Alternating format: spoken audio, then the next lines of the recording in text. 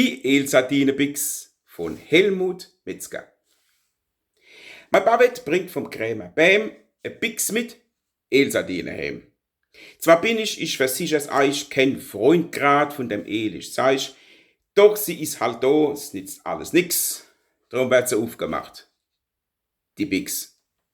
Ein Bixeöffner, so ein kleiner, findet sich im ganzen Haus zwar kennen, doch det's ein Hammer, sagt meine Frau. Und dazu ein Meißel an. Und leider noch probier es schon. Bauf, ritsch die Bix die glatt davon und spritzt dem Glänzte an den Kopf. Der platt gleich los, der arme Trop. Kaum sei er still, die Baus vergeht. Da halt sie fest, die Bix die bläht. Dass er nicht wieder ritsch die Fresch, schon saust der Meißel wieder neu ins Blech. Doch aus dem Loch spritzt jetzt die Brie und das neue Hemd war hier. Vor Wut schmeiß ich den Hammer weg. Da rappeln Scherben in dem Eck. Und es gibt ein Loch in der Gardine. Ach, der Teufel holt die Elsardine. Weg mit dem hinterlistig Gefress, gequälte herrenweise Käse. Hemdig ist Zeug aus El und Blech. Du gehst auf den Mist und in die Esch.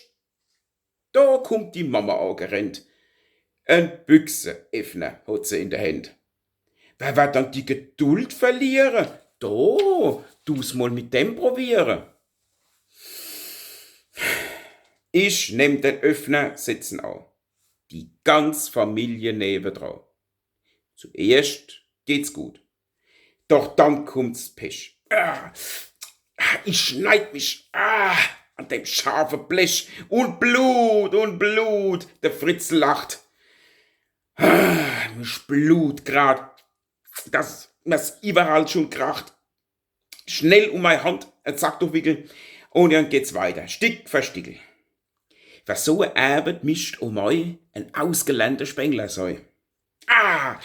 Autsch, hab ich mich schon wieder geschnitten. Die Bix ist mir aus der Hand geglitten, Sardine, Schwänz und El und Blut tun meine Hose gar nicht gut.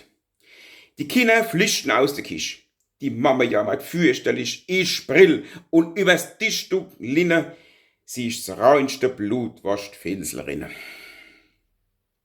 Da nehm ich in größter Wut die Bix, verschmiert mit El und Blut und schmeiße in der Katastrophe durchs Zulefenster in den Hof.